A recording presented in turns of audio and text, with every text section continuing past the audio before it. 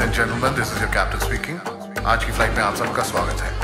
हमारा क्रू आपका बहुत ख्याल रखेगा, लेकिन आपसे एक निवेदन है कि अपनी चोली टाइटली बांध लें ताकि दिल बाहर ना गिर जाए।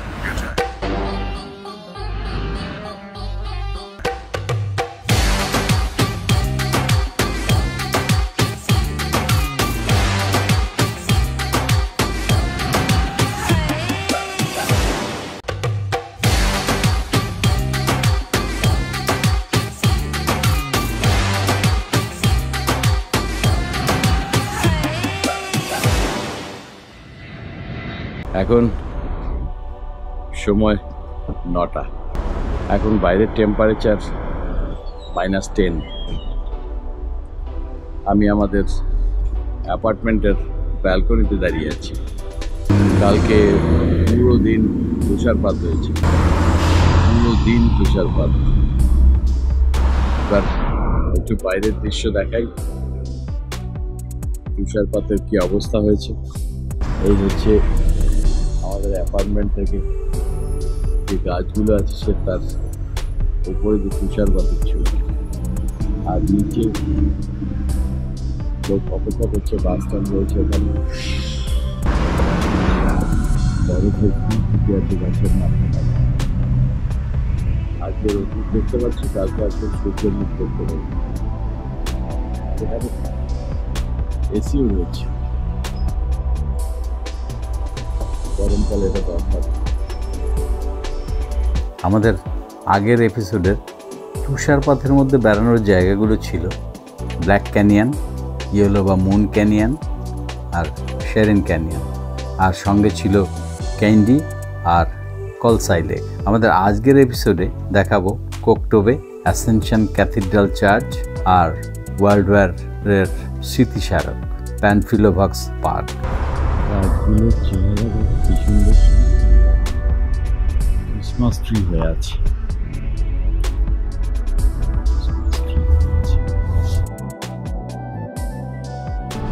আমরা কোকটোবে যাওয়ার জন্য রোপওয়ে স্টেশনের সামনে, এই যে হচ্ছে রোপওয়ে স্টেশন।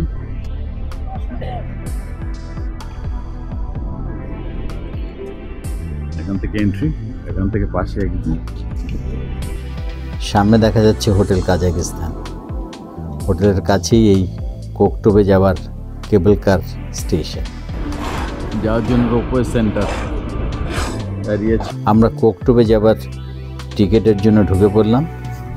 আমাদের যাওয়া আর আসার জন্য খরচ হলো 6000 tenge per head. Okay, why not?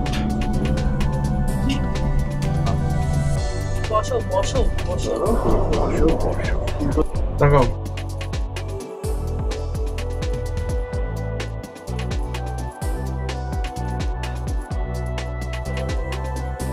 তাকাও।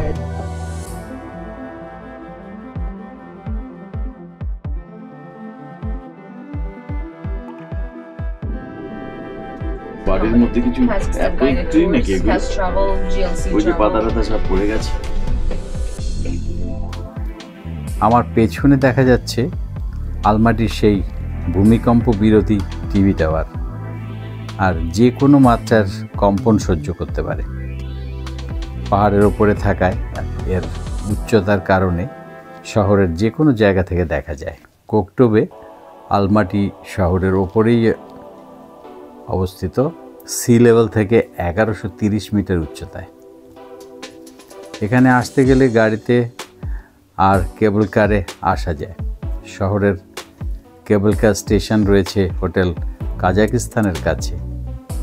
এখানে রয়েছে উল্টো বাড়ি, সবারই দৃষ্টি আকর্ষণ করে।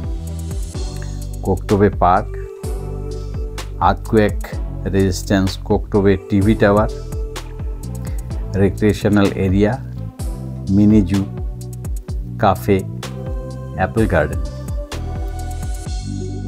এগুলো হচ্ছে বরফের ফুল, বিউটিফুল।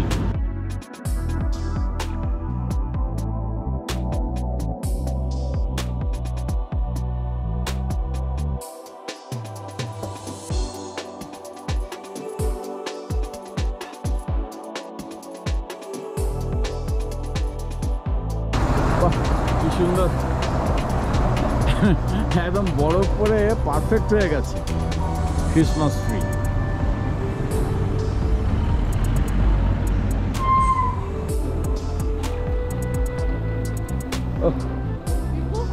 চারদিকে যে সিনারি বানিয়ে দিয়েছে না এই বরফে, এই ঠান্ডায় না এলে এই দৃশ্য মিস করে যেতাম। আলমাটি অ্যাপেলের জন্য বিখ্যাত, তারই নিদর্শন স্বরূপ এখানে একখানা অ্যাপেল রাখা আছে। আলমাটি 1929 থেকে 1997 সাল পর্যন্ত সোভিয়েত রাশিয়ার কাজাখস্তান প্রদেশের রাজধানী ছিল। এখন কাজাখস্তানের রাজধানী হলো আস্তানা। আমার ডান পাশে সুভেনির শপ,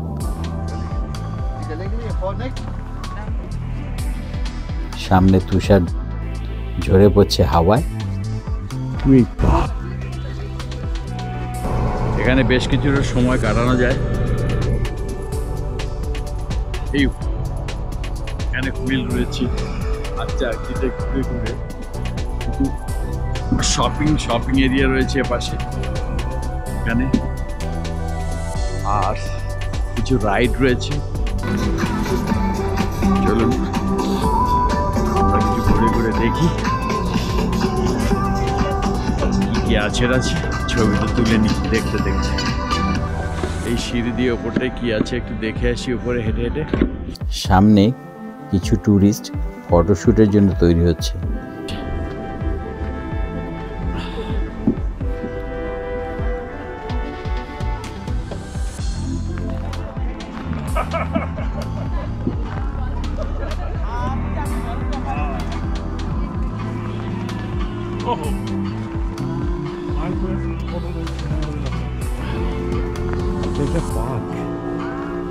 এখানে অন্য সময় এসে বসে আরাম করা যায়। আরে বাস কি সুন্দর, দেখো হাল।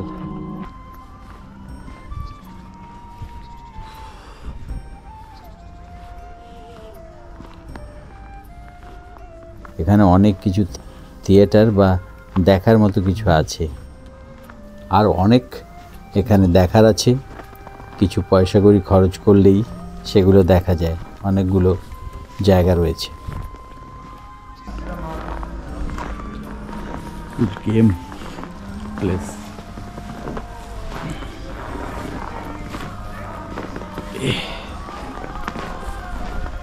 কালকে যা করেছে।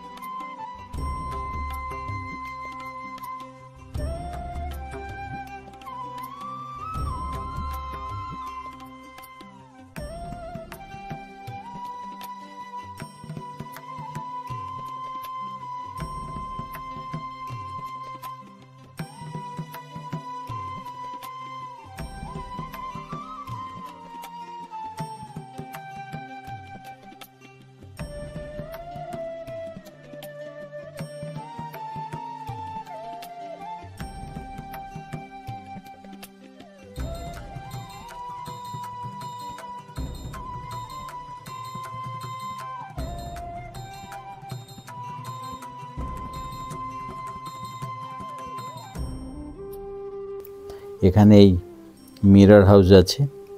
অবশ্য এগুলো উপভোগ করতে গেলে টিকিট লাগবে, 1000 টেঙ্গে পার শো, পার হেড। সামনে একটা মিনি জু রয়েছে, ওখানে কোনো টিকিট লাগে না।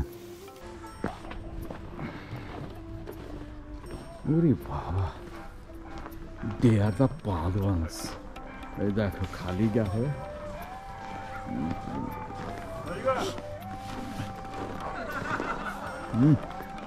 আর এই যে হুইল, এই হুইলেও কিছু ভাড়া মানে কিছু চার্জ রয়েছে হুইলে চড়ার জন্য। তবে হুইলের সামনে পাশে রঙিন কাজ থাকার জন্য এটার ইউজ করলাম না। এমনিতেই এখান থেকে পুরো শহরের ভিউ পাওয়া যাচ্ছে। এখানে এনজয় করার মতো বহুত কিছু, অনেক কিছু আছে।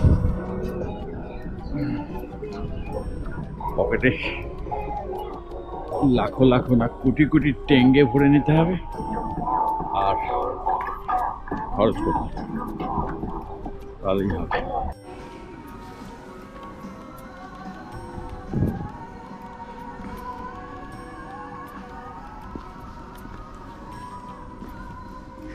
এখানে সব জন্তু জানোয়ার পাখি টাখি রাখা আছে। 2000 টেঙ্গে পার পার্সন।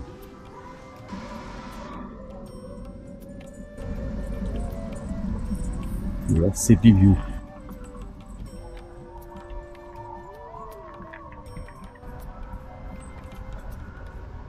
এখানে প্রচুর অ্যাপল ট্রি দেখা যাচ্ছে।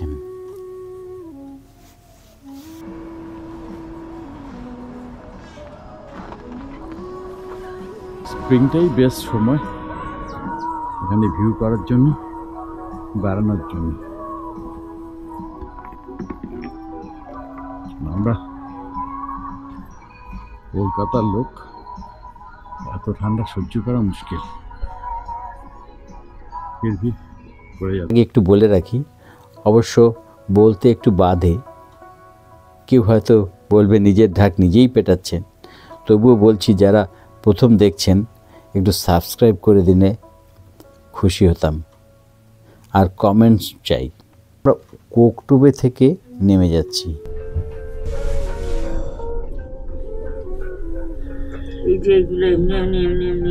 ওইটা থেকেই না, ওটা বন্ধ এখন, মানে কাজ চলছে, দেখতে পাচ্ছ ওই যে লোক কাজ করছে ওর উপরে। এখানে ফার্স্ট কোস্টারের লাইন দেখা যাচ্ছে, তুষারপাতের জন্য এর রাইড বন্ধ আছে। এই লোকটা কাজ অনেক লোক ওই পাশে আরেকজন দেখেছো চলতেছে, মানে যদি চলতো তাহলে কি হতো, লোকজনকে তো উড়িয়ে দিত। সেটা বসতে হতো। হ্যাঁ, এরকম ভাবে নিচে এরকম ভাবে বসতে হতো। এই তোমাকে টাকা দিবে অত হাসতে বলি, হাসুন অনেকটা এরিয়া। টাকা মুখ কেমন করে দেবে। কি সুন্দর ট্রাম দেখলাম না, বাসের মতো উপরে টিকি বাঁধা আছে, বাসের ইয়েতে চলছে। আমাদের ব্লগারদের তো ব্লগারদের মাসি বলে ঠান্ডায় বাবা মা ঠিক আছে। দেখো আমরা সবাই রোপওয়ে থেকে নামছি, আমরা সবাই সব বড় করে। মামি কথা বলো, মাসিকে পাঠাবো। খুব ভালো লাগছে নামতে। যা ঠান্ডা ছিল উপরে, উপরে খুব ঠান্ডা ছিল। রোপওয়ে করে নামছি। এইদিকে ছবি তুলে বলতে বাবাকে বলো, বাবা দিকে করলো। হাওয়ায় গাছের বরফগুলো ঝরে ঝরে পড়ছিল।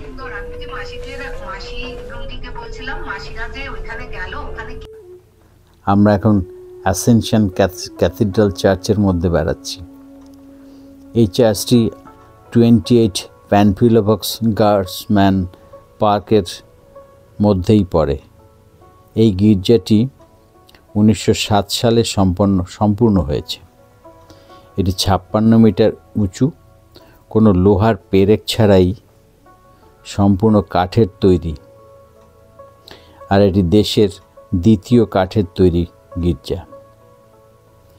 যেহেতু যীশুখ্রিস্টকে ক্রুশবিদ্ধ করে মারা হয়েছিল, তাই এরা কাঠের এই কাজে কোনো আয়রন নেল বা পেরেক ব্যবহার করেনি। এখানে দেখা যাচ্ছে ছেলেপুলেরা স্কেটিং প্র্যাকটিস করছে। এবার আমরা একটু ভেতরটা দেখে নিই।